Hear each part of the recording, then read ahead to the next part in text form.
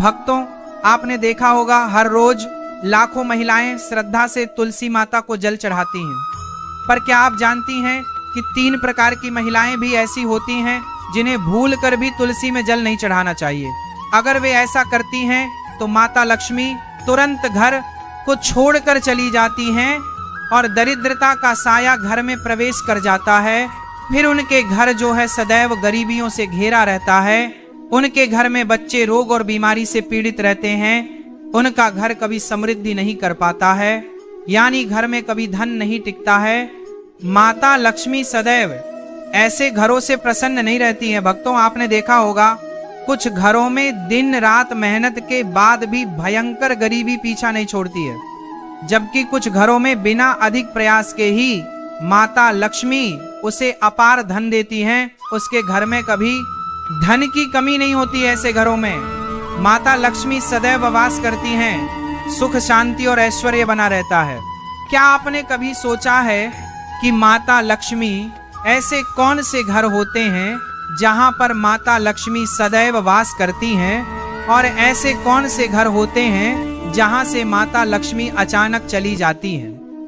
भक्तों, शास्त्रों में बताया गया है कि तुलसी माता की पूजा यदि सही विधि से हो तो वह साक्षात लक्ष्मी स्वरूप बन जाती है। लेकिन यदि वही पूजा अज्ञान या अपवित्र अवस्था में हो जाए तो वही तुलसी घर से लक्ष्मी को विदा भी कर सकती है। आज की इस पवित्र कथा में भगवान श्री कृष्ण स्वयं बता रहे हैं 3 ऐसी अवस्थाओं के बारे में जिनमें स्त्री द्वारा तुलसी को जल अर्पित करना सुख नहीं बल्कि दरिद्रता, रोग और पतन का कारण बन जाता है। भक्तों, यह कथा है सुनंदा जैसी पतिव्रता स्त्री की, जिसके घर में स्वयं माता लक्ष्मी निवास करती थी, पर एक छोटी सी भूल ने उसके पूरे जीवन को अंधकार में बदल दिया। इस कथा को अंत तक अवश्य सुनिए, क्योंकि अधूरा ज्ञान श्रद्धा नहीं विनाश का कारण बनता है। तो आइए भक्तों, भगवान श्री कृष्ण के वाणी से सुनते हैं यह रहस्यमयी और चेतावनी देने वाली दिव्य कथा को।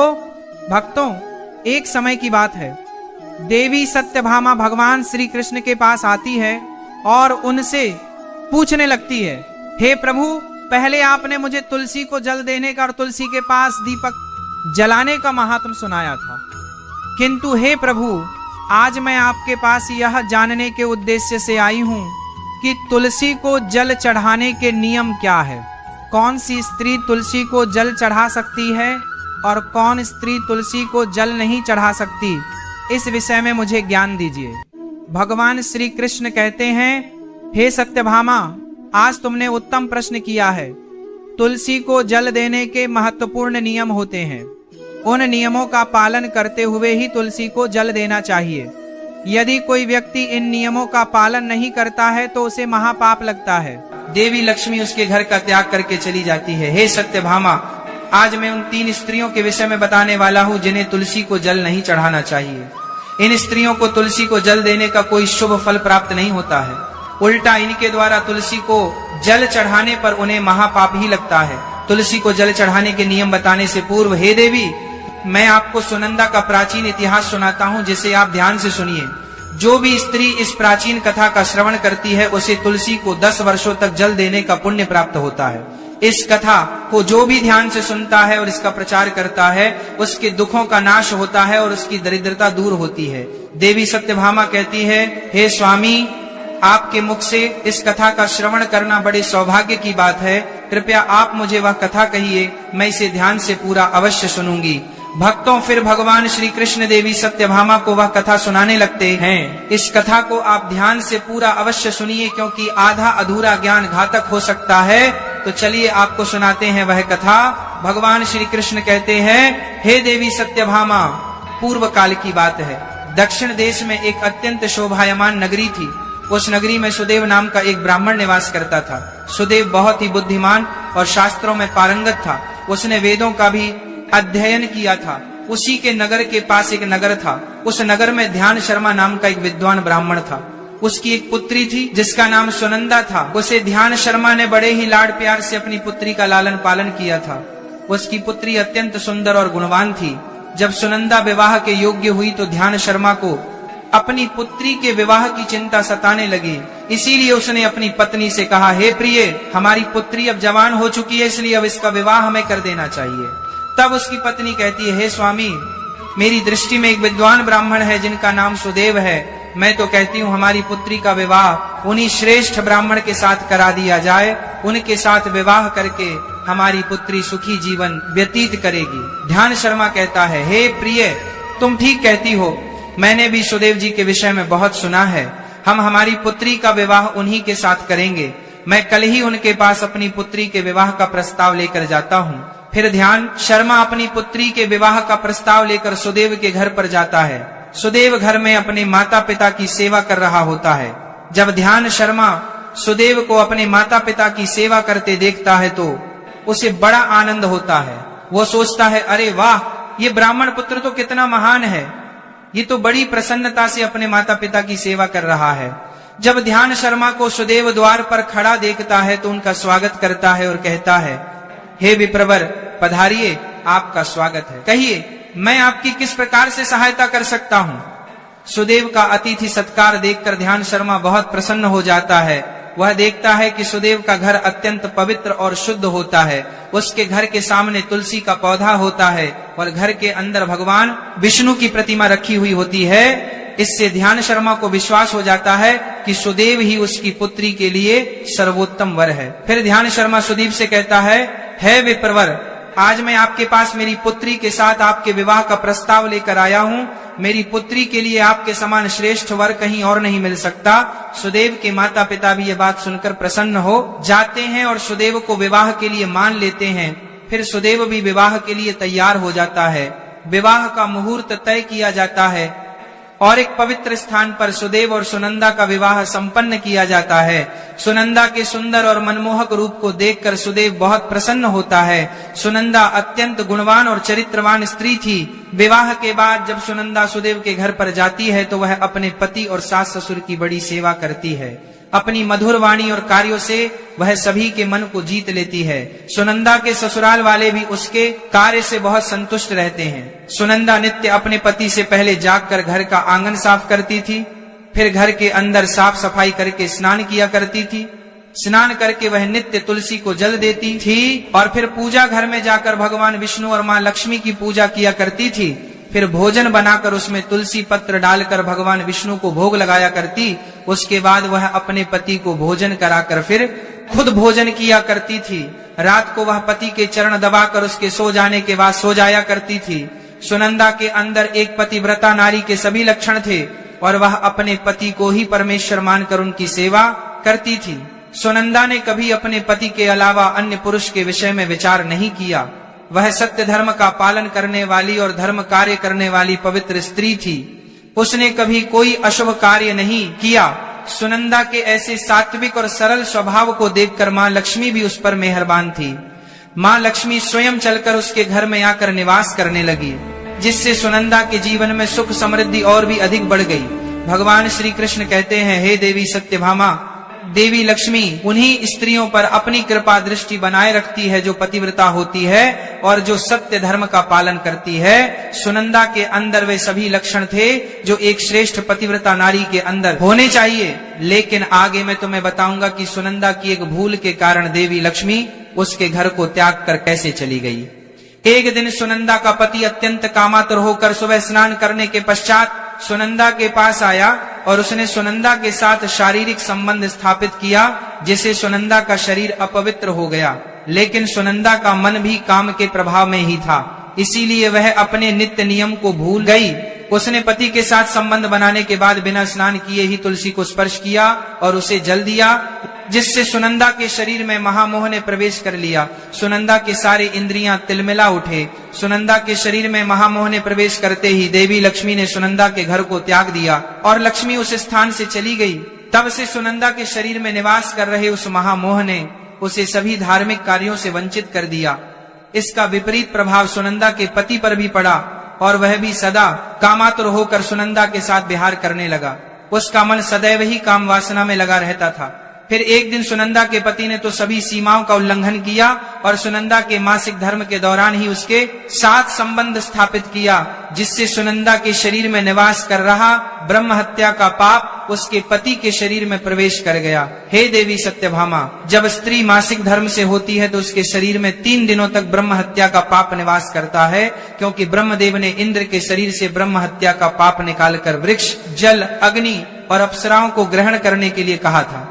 उसी समय से स्त्रियों के शरीर में मासिक धर्म के दौरान ब्रह्म हत्या का पाप निवास करता है, और जो भी पुरुष मासिक धर्म के दौरान स्त्री को स्पर्श करता है अथवा उसके साथ संबंध बनाता है तो यह पाप उसके शरीर में प्रवेश कर जाता है। वही ब्रह्म हत्या का पाप सुनंदा के पति के शरीर के अंदर प्रवेश कर गया और वह जमीन पर गिर पड़ा। उसे तुरंत ही कोढ़ का रोग हो गया, उसका अंग अंग जलने लगा, उसके शरीर पर छाले पड़ गए और वह दर्द से चीखने चिल्लाने लगा, हाय, यह मुझसे क्या अपराध हो गया, मेरे द्वारा भयंकर पाप हो गया है, मैंने सब कुछ जानते हुए भी महापाप किया है, अब मेरी रक्षा कौन करेगा। सुनंदा की सास तुरंत उस स्थान पर गई तो उसने देखा कि उसका पुत्र कोढ़ के रोग से ग्रसित होकर जमीन पर पड़ा है। वह क्रोध में आकर सुनंदा से कहने लगी, अरे पापिनी, तूने यह क्या कर डाला, अपने ही पति का धर्म भ्रष्ट कर डाला। अपने पति की ऐसी हालत देखकर सुनंदा बहुत घबरा गई और जोर जोर से रोने लगी। हे सासू माँ, मुझे क्षमा करो, मुझसे बहुत बड़ा अपराध हो गया है, काम के वशीभूत होकर मेरे द्वारा यह अपराध हो गया है। सुनंदा की सास ने कहा, हे पापिनी, तू इस घर से अभी चली जा, तुझ जैसी पापी स्त्री को इस घर में नहीं रहना चाहिए, तूने मेरे बेटे के जीवन को नरक बना दिया। सुनंदा कहती है, हे सासू माँ, मैं कहाँ जाऊं, मेरे पति के अलावा मेरा कोई नहीं है, मैं उन्हें छोड़कर जीवित नहीं रह सकती।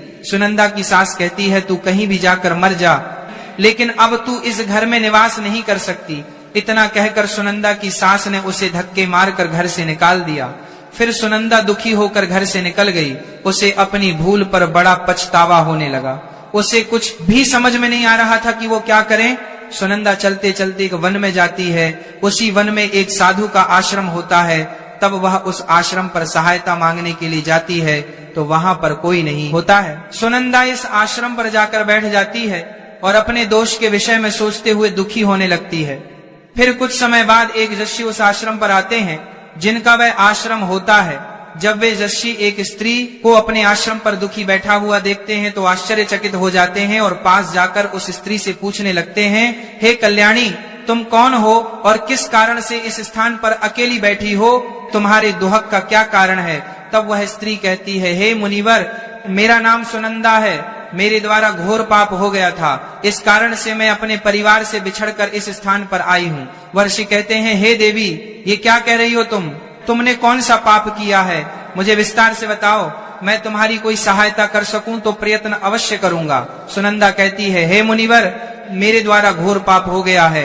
मासिक धर्म के दौरान मैंने पति के साथ संबंध बनाया, इसी कारण से मेरे पति कोढ़ रोग से ग्रस्त हो गए और दुख भोग रहे हैं। मासिक कहते हैं, बेटी तुम चिंता मत करो, तुम्हारे द्वारा जो पाप हुआ है उसका प्रायश्चित करो, तुम्हें पाप से मुक्ति मिल जाएगी।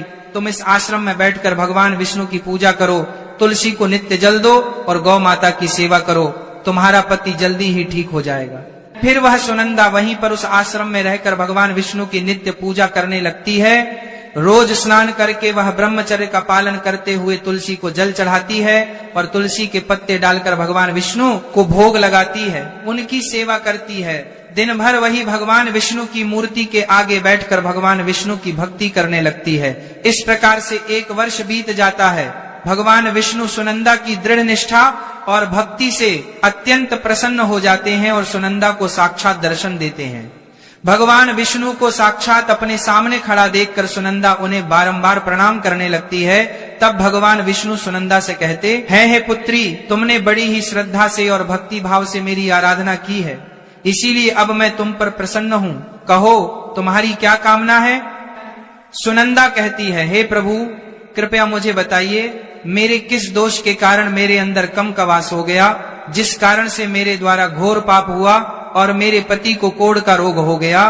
भगवान विष्णु कहते हैं, हे पुत्री, अब तुम ध्यान से सुनो, तुम्हारे द्वारा अनजाने में ही एक पाप हुआ था, जिस कारण से तुम्हारे अंदर महामोह ने प्रवेश कर लिया था।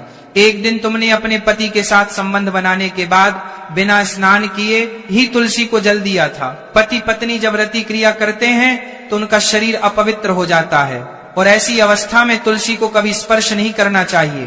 तुलसी लक्ष्मी का ही रूप है। तुमने अपवित्र अवस्था में ही तुलसी को जल अर्पण किया था, जिस कारण से देवी लक्ष्मी तुम्हारे घर का त्याग करके चली गई और फिर महामोह ने तुम्हारे अंदर प्रवेश कर लिया। उस महामोह के कारण तुम्हारे और तुम्हारे पति के अंदर कम का प्रभाव अधिक बढ़ गया और मासिक धर्म के दौरान स्त्री के साथ संसर्ग होने के कारण तुम्हारे पति को कोढ़ का रोग हो गया था। वह सुनंदा कहती है, हे प्रभु, अनजाने में मुझसे यह बड़ा पाप हो गया था, अब इस पाप का क्या प्रायश्चित है? भगवान विष्णु कहते हैं, हे सुनंदा, इस पाप का प्रायश्चित तुमने 1 वर्ष तक ब्रह्मचर्य व्रत का पालन करके कर लिया है, इसीलिए अब तुम पाप से मुक्त हो। सुनंदा कहती है, हे प्रभु, कृपया मुझे बताइए किस अवस्था में तुलसी को जल नहीं देना चाहिए और तुलसी को जल देने के क्या नियम हैं? भगवान विष्णु कहते हैं, हे सुनंदा, अब मैं तुम्हें तुलसी को जल देने के नियम बताता हूँ, तुम इसे ध्यान से सुनो। हे पुत्री, तुलसी एक अत्यंत पवित्र पौधा है, यह मुझे सबसे अधिक प्रिय है, इसीलिए इसकी सात्विकता बनी रहनी चाहिए। इस पौधे को कभी अपवित्र अवस्था में स्पर्श नहीं करना चाहिए। जो स्त्री मासिक धर्म से हो, उस स्त्री को इस पौधे को कभी स्पर्श नहीं करना चाहिए। मासिक धर्म के दौरान स्त्री के शरीर में ब्रह्म हत्या का पाप होता है, ऐसे में स्त्री को तुलसी को जल नहीं देना चाहिए। किसी भी स्त्री और पुरुष को संबंध बनाने के बाद तुलसी के पौधे को स्पर्श नहीं करना चाहिए और ना ही इसे जल देना चाहिए। संबंध बनाने पर स्त्री और पुरुष का शरीर अपवित्र हो जाता है, ऐसी अवस्था में तुलसी के पौधे को स्पर्श करने पर दोष लगता है। देवी लक्ष्मी ऐसे स्थान से चली जाती है। हे पुत्री, जो स्त्री अपने पति का त्याग करके चली गई हो, जो विवाह के पश्चात अपने पति को छोड़कर अन्य पुरुष के साथ निवास कर रही हो, ऐसी स्त्री को भी तुलसी को जल नहीं चढ़ाना चाहिए। तुलसी की पूजा करने का अधिकार केवल पतिव्रता स्त्रियों को ही है। जो स्त्री सती होती है, उसे तुलसी को जल नहीं चढ़ाना चाहिए। हे सुनंदा, अब मैंने तुम्हें तुलसी को जल देने के संबंध में महत्वपूर्ण नियम बताए हैं, तुम इसे ध्यान में रखो। तब सुनंदा कहती है, हे प्रभु, मेरे पति कोढ़ रोग से पीड़ित है, कृपया करके मेरे पति को रोग से मुक्त कीजिए। तब भगवान विष्णु कहते हैं, सुनंदा, तुमने इस तुलसी के वृक्ष की 1 वर्ष तक पूजा की है, यह अत्यंत पवित्र पौधा है।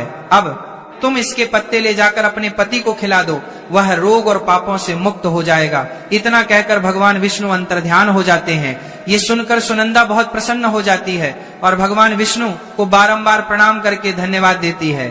फिर सुनंदा उस तुलसी के पौधे के कुछ पत्ते तोड़कर घर पर जाती है और अपने कोढ़ी पति को खिला देती है। तुलसी के पत्ते खाता ही उसका पति एकदम से स्वस्थ हो जाता है और सुनंदा को गले से लगा लेता है। सुनंदा की सास भी जब ये चमत्कार देखती है तो बड़ी प्रसन्न हो जाती है और फिर वे सभी प्रसन्नता से रहने लगते हैं। भगवान श्री कृष्ण कहते हैं, हे सत्यभामा, इसीलिए इन अवस्थाओं में स्त्रियों को तुलसी को जल नहीं चढ़ाना चाहिए और ना ही तुलसी को स्पर्श करना चाहिए, अन्यथा इसके अशुभ परिणाम भोगने पड़ते हैं, जैसा सुनंदा के साथ हुआ था। भक्तों, यही कारण है कि शास्त्रों में तुलसी माता को सामान्य पौधा नहीं बल्कि साक्षात देवी स्वरूप माना गया है। भक्तों, सुनंदा की कथा हमें यह सिखाती है कि श्रद्धा तभी फल देती है जब उसके साथ शुद्धता, नियम और संयम हो, अन्यथा वही पूजा घर में रोग, कलह और दरिद्रता का कारण बन जाती है। जिस घर में तुलसी की पूजा पवित्र मन, शुद्ध शरीर और शास्त्रीय मर्यादा के साथ होती है, उस घर में माता लक्ष्मी स्वयं चलकर निवास करती हैं। और भक्तों, जिस घर में तुलसी का अपमान या अज्ञानवश नियमों का उल्लंघन होता है, वहां से लक्ष्मी देर नहीं लगाती विदा लेने में। इसलिए भक्तों, आज से ही तुलसी माता की सेवा ज्ञान, संयम और श्रद्धा के साथ कीजिए, ताकि आपके घर में गरीबी नहीं, समृद्धि, रोग नहीं, आरोग्य और कलह नहीं, शांति का वास हो। यदि यह कथा आपको आंखें खोलने वाली लगी हो तो इसे अन्य भक्तों तक अवश्य पहुंचाइए, क्योंकि एक सही ज्ञान किसी का पूरा जीवन बदल सकता है। जय श्री कृष्ण, जय तुलसी माता, जय माता लक्ष्मी।